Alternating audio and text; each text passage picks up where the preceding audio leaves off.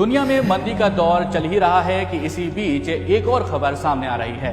Well, there's more bad news in store for Google employees. The tech giant's CEO seems इस लड़की को सुबह इसके बॉस से फोन आता है कि वो जल्दी से न्यूज देखे। ये लड़की न्यूज देखती है कि गूगल ने 12,000 एम्प्लॉइज को निकालने का डिसीजन लिया।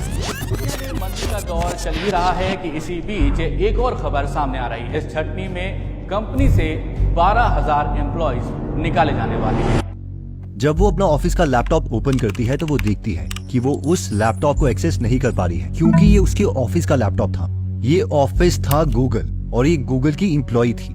ये बहुत रोती है, इवन उसकी बॉस भी उसके साथ फोन में रोती है। ऐसे ही बहुत से एम्प्लॉइज थे जिन्हें मैसिव ले ऑफ के टाइम में निकाल दिया गया। कोई माँ मैटरनल लीव में थी और रात के 3 बजे अपने बच्चे को फीड कर रही थी, उस वक्त उसे निकाल दिया गया। तो कोई नया IIT इंजीनियर अभी इंडिया से कनाडा पहुंचा ही था कि मेटा यानी फेसबुक ने उसे निकाल दिया। अब ये बहुत ही इमोशनल स्टोरीज है, लेकिन इससे लर्निंग ये है कि आज के अनप्रिडिक्टेबल टाइम में हम एक इनकम स्ट्रीम के ऊपर डिपेंडेंट नहीं रह सकते, क्योंकि अगर वो इनकम स्ट्रीम बंद हो गई तो लाइफ एकदम फॉल्ट हो जाएगी। तो इस वीडियो में हम 5 एसेट्स देखेंगे जो हमें बताएंगे कि हम कैसे अपनी इनकम स्ट्रीम्स बना सकते हैं।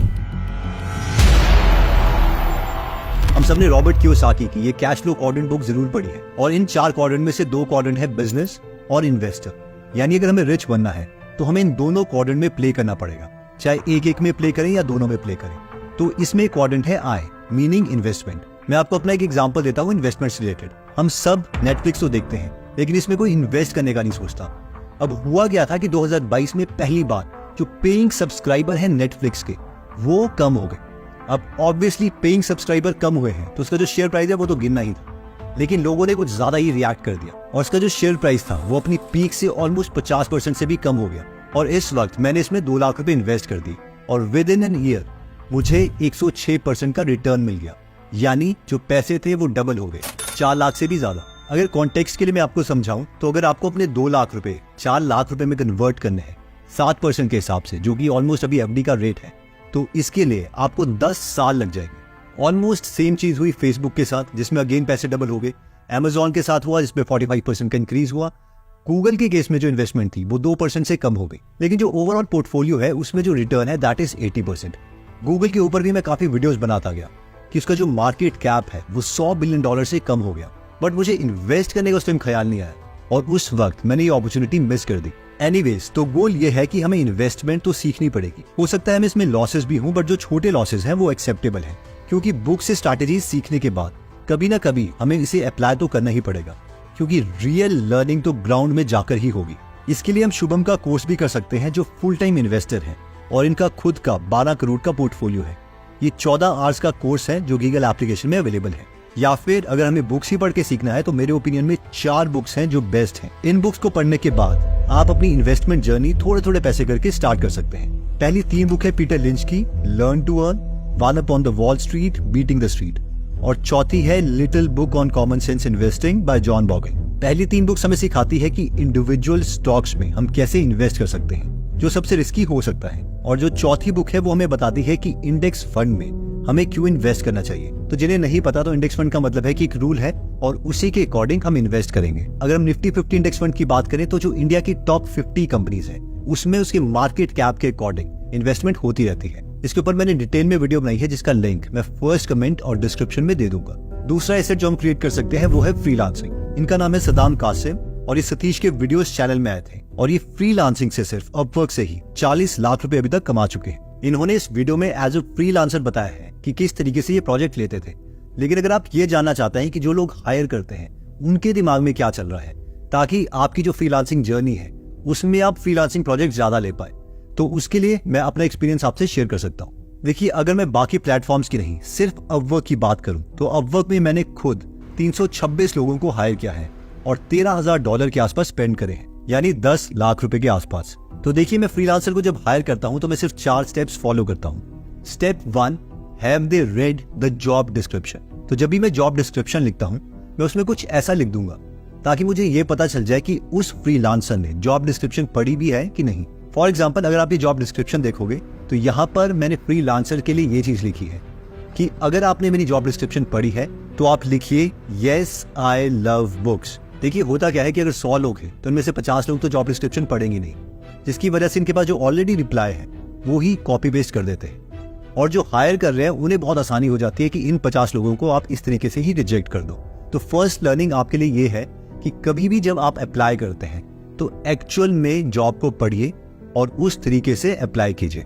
Step 2, ask for a free sample. तो मैं क्या करता हूँ, एक छोटा सा फ्री सैंपल मांगता हूँ सारे फ्रीलांसर से जो वो 50 बचे हुए हैं। फॉर एग्जाम्पल जैसे कि उनको बोला कि 100 वर्ड्स हैं, आप इन्हें ट्रांसलेट करके मुझे सेंड कीजिए। अब इन 50 में से भी जो 25 लोग हैं वो फ्री सैंपल कभी भी नहीं देंगे, क्योंकि उन्हें लगता है कि मैं फ्री में क्यों अप्लाई करूं, क्योंकि उन्होंने ऑलरेडी 50-60 लोगों को अप्लाई किया होता है। इसलिए अब इनिशियली 100 में से सिर्फ 25 लोग बचे हैं जो मुझे पोटेंशियल कैंडिडेट दिखते हैं। Step 3 is skill and attitude. अब क्या होगा कि जो 25 लोग हैं जिन्होंने मुझे फ्री सैंपल दिया है, इनमें से आधे लोगों ने गूगल ट्रांसलेटर यूज किया होगा और कुछ लोगों ने बस जल्दी से ट्रांसलेट करके भेज दिया होगा, और उन्होंने प्रॉपर इंस्ट्रक्शंस भी नहीं पढ़ी होगी कि किस तरीके की मुझे ट्रांसलेशन चाहिए। अब नॉर्मली क्या होगा कि जब आप फ्रीलांसर के प्रोजेक्ट्स के लिए अप्लाई कर रहे हो तो आप ये सोच रहे हो कि जो फ्री प्रोजेक्ट है उसके लिए मैं इतनी मेहनत क्यों करूं, जब पैसे मिलेंगे तब मैं मेहनत करूंगा, जो कि बहुत लॉजिकल है। लेकिन आप ये सोचिए कि जो बंदा हायर कर रहा है, अगर उसमें आपका फ्री सैंपल ही इतना अच्छा है तो उसके दिमाग में क्या चलेगा। वो सोचेगा कि अगर ये फ्री में इतना अच्छा कर सकता है तो जब उसको मैं पैसे दूंगा तो वो कितना बेटर परफॉर्म करेगा। और अब क्या होता है कि इन 25 में से सिर्फ 1 या 2 लोग ही होते हैं, और कई बार तो वो भी नहीं होते, जिनका काम एक्स्ट्रा ऑर्डिनरी होता है, और वो शॉर्टलिस्ट हो जाते हैं। Step 4 is negotiate and hire. इसके बाद सिर्फ नेगोशिएशंस होती हैं। हम उनको बताते हैं कि हम उन्हें कितना पे कर सकते हैं, वो हमें बताते हैं कि उनको कितना मिनिमम रेट एक्सेप्टेबल है, और फाइनली जब वो विन विन सिचुएशन बन जाती है तो उन्हें हम हायर कर लेते हैं। और इसके साथ मैं आपको ये भी बताना चाहता हूँ कि ये एक्चुअल में एक लॉन्ग वर्किंग रिलेशनशिप होता है। जरूरी नहीं कि एक इंसान आपको सिर्फ एक ही प्रोजेक्ट दे, वो आपके साथ काफी प्रोजेक्ट्स कर सकता है। अगर मैं अपनी बात करूं तो अभी भी जो मेरे कोर टीम मेंबर्स हैं वो मुझे अपवर्क से ही मिले थे, जो 3 या 4 सालों से हमारे साथ काम कर रहे हैं, and I truly respect them.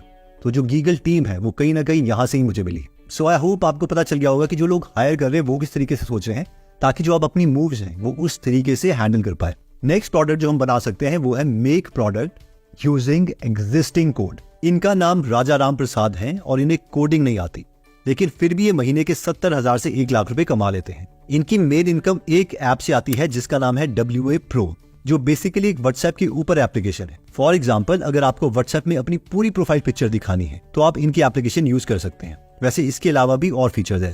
अब इन्होंने क्या किया कि इंटरनेट पर गए और इन्होंने एक ओपन सोर्स कोड उठा लिया, यानी ये किसी के भी इंटेलेक्चुअल राइट्स को वायलेट नहीं कर रहे हैं। उस कोड को डाउनलोड करके इन्होंने एंड्रॉइड स्टूडियो में रन किया, उसकी एप्लीकेशन बनाई, गूगल प्ले स्टोर में $25 दिए और वहां पर ये एप्लीकेशन अपलोड कर दी। इनका एक यूट्यूब चैनल है, वहां से इन्होंने इस एप्लीकेशन को प्रमोट किया और ये हर महीने इस एप्लीकेशन से 70 से 80 हजार रुपए कमा रहे हैं। और रॉबर्ट कियोसाकी की जो एसेट वाली डेफिनेशन है, यानी कोई ऐसी चीज जिसमें आपको काम ना करना पड़े या बहुत ही कम काम करना पड़े, तो उस कैटेगरी में इनका ये एसेट परफेक्ट है। आई नो एग्जैक्टली आप क्या सोच रहे हो कि ये तो बहुत ही ज्यादा हाईटेक काम है यार, मैं इसे नहीं कर सकता, या कोड कैसे डाउनलोड करना है, सो ऑन। तो गारंटी मैं देता हूं कि अगर आप 2 या 3 दिन भी इसमें इन्वेस्ट करते हैं तो आप समझ जाएंगे कि ये जो काम है उसे किस तरीके से किया जा सकता है। जहां तक कोड डाउनलोड करने की बात है तो गिटहब में हम जा सकते हैं। जब हम कोड में ये बटन प्रेस करेंगे तो यहाँ पर हमें डाउनलोड जिप का ऑप्शन दिखेगा, जिससे हम पूरा एंड्रॉइड का कोड डाउनलोड कर सकते हैं। ऑब्वियसली जो भी प्रोजेक्ट आप डाउनलोड कर रहे हैं उसमें एंड्रॉइड का कोड होना चाहिए। उसके बाद इसे हम अपलोड कर देंगे एंड्रॉइड स्टूडियो में और उसे कंपाइल करके एक APK यानी एक मोबाइल एप्लीकेशन एंड्रॉइड वाली तैयार हो जाएगी। सेकंड सवाल ये आता है कि आपको प्रमोट कैसे करें। अब ये थोड़ा डिफिकल्ट काम है अगर आपके पास खुद की ऑडियंस नहीं है तो 1 या तो आपको एड्स लगानी पड़ेंगी, 2 या तो किसी छोटे यूट्यूबर को आप कन्विंस कीजिए कि भाई मेरे पास ये एप्लीकेशन है, मुझे लगता है ये चलेगी, तो उसे प्रमोट कर और जो शेयर है रेवेन्यू का वो हम 50-50 कर लेंगे, 50% आपका 50% मेरा। और मोस्ट प्रोबेबली अगर आप 50 और लोगों को मैसेज करते हैं तो उनमें से 1 ना 1 आदमी तो इसके लिए कन्विंस हो ही जाएगा। मैं बोलता हूँ 100 को भी क्यों करना, आप 500-600 को करिए। अब मैं आपको एक और एग्जांपल देता हूँ स्पेशल सिचुएशन की, जिसमें कई बार आपको एप्लीकेशन को प्रमोट करने की भी जरूरत नहीं पड़ती। फॉर एग्जांपल 2022 में क्या हुआ था कि इंडियन गवर्नमेंट ने चाइनीज ऐप्स को बैन कर दिया था, जिसमें टिकटॉक, PUBG भी थी, लेकिन एक और एप्लीकेशन थी जिसका नाम था कैम स्कैनर। मोस्ट प्रोबेबली ये एप्लीकेशन आपके मोबाइल में भी होगी और इससे क्या करते थे कि फोटो खींच के आप किसी भी डॉक्यूमेंट की एक PDF बना सकते थे। तो ऑलमोस्ट ये स्कैनर की तरह काम करता था। अब हुआ ये कि जिस मोमेंट पर ये एप्लीकेशन बैन हुई एक वॉइड क्रिएट हो गया, क्योंकि डिमांड बहुत ज्यादा थी और किसी इंडियन के पास वो एप्लीकेशन नहीं थी। आपके मोबाइल में वो एप्लीकेशन चलना बंद हो गई थी। तो जैसे ही ये चीज हुई, मार्केट में एक के बाद एक ऐप आने लग गई और लोगों ने हर महीने इस ऐप से 5 से 10 लाख रुपए तक कमाए। तो अगर आप ऑनलाइन ओपन सोर्स कोड ढूंढते तो आप भी ये एप्लीकेशन बना सकते थे। ऑब्वियसली उस टाइम दिमाग में नहीं आता, बट वो कहते हैं ना कि history does not repeat but it rhymes, and most probably history will rhyme again. Hopefully उस अपॉर्चुनिटी को ट्रैक कर पाएंगे। नेक्स्ट एसेट आता है बिजनेस। रॉबर्ट कियोसाकी के कैश फ्लो क्वाड्रेंट में अमीर बनने के लिए बी क्वाड्रेंट भी है, यानी हम बिजनेस भी कर सकते हैं। अब बिजनेस स्टार्ट कौन सा करना है, तो मेरी रिकमेंडेशन है कि शुरू में कोई भी ऑनलाइन बिजनेस ही स्टार्ट कीजिए। फॉर एग्जाम्पल, ये प्रवीण राजभर है यूपी के छोटे से गांव से, जो ब्लॉगिंग करके हर रोज 10 से 50 हजार रुपए कमाते हैं। ये ऋषभ शर्मा है जिन्होंने फाइवर से फ्रीलांसिंग करी है और इन्होंने सिर्फ फ्रीलांसिंग से 16 करोड़ रुपए कमाए हैं। ये ऋषु है यूपी से, जो इंस्टाग्राम से हर महीने के 8 से 10 लाख रुपए अर्न कर रहे हैं। तो ऑप्शन बहुत सारे हैं। अगर हम अपनी सर्विसेज एज अ बिजनेस देते हैं तो उसके फायदे भी बहुत हैं। इसके अलावा बिजनेसेस के और भी फायदे हैं। फॉर एग्जाम्पल, ये मैकबुक एयर है जो 1,53,000 रुपए के आसपास है, लेकिन अगर एज अ बिजनेस हम इसे लेते हैं तो ये हमें 1,29,677 रुपए की पड़ेगी, क्योंकि जो 18% अमाउंट है वो एज अ GST हमें क्रेडिट मिल जाएगा, यानी करीबन 23,343 रुपए। वहीं पर मैं अगर एम्प्लॉय की बात करूं तो उसमें जो टैक्स रिबेट है वो ज्यादा नहीं है।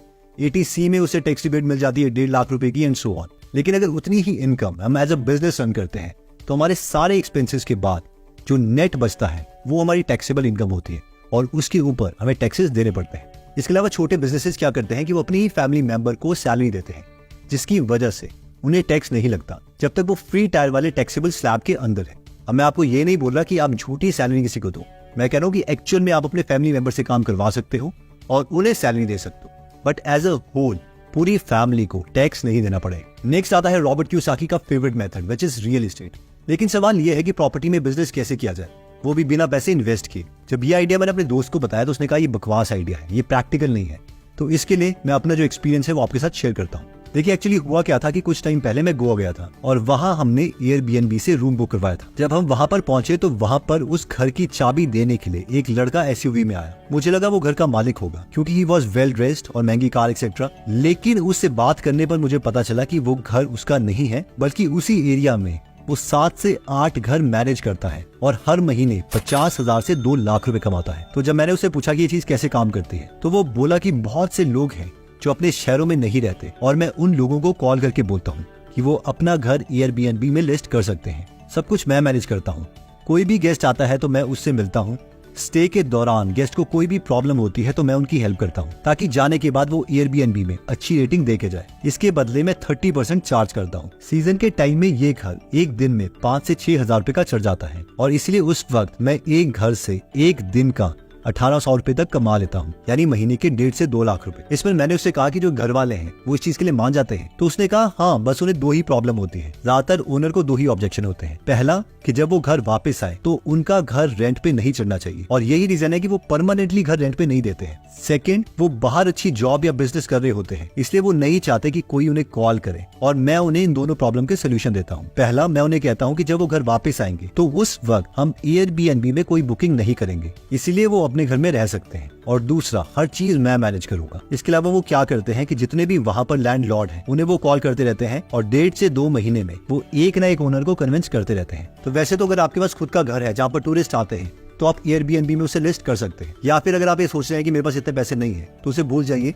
हम इन्हीं का जो मॉडल है उसको रेप्लिकेट कर सकते। स्टार्टिंग आपको अपने रिश्तेदार या किसी से भी करनी पड़ेगी, थोड़ा एफर्ट डालना पड़ेगा और अगर वो बाद में चला भी नहीं तो ज्यादा कुछ भी नहीं होगा, एटलीस्ट हमें एक्सपीरियंस आ जाएगा। But this model is worth trying. So I hope ये वीडियो आपको अच्छी लगी होगी। ये वीडियो आप अपने फ्रेंड या फैमिली मेंबर के साथ जरूर शेयर करें, क्योंकि कोई ना कोई आइडिया किसी ना किसी के साथ जरूर कनेक्ट कर जाता है।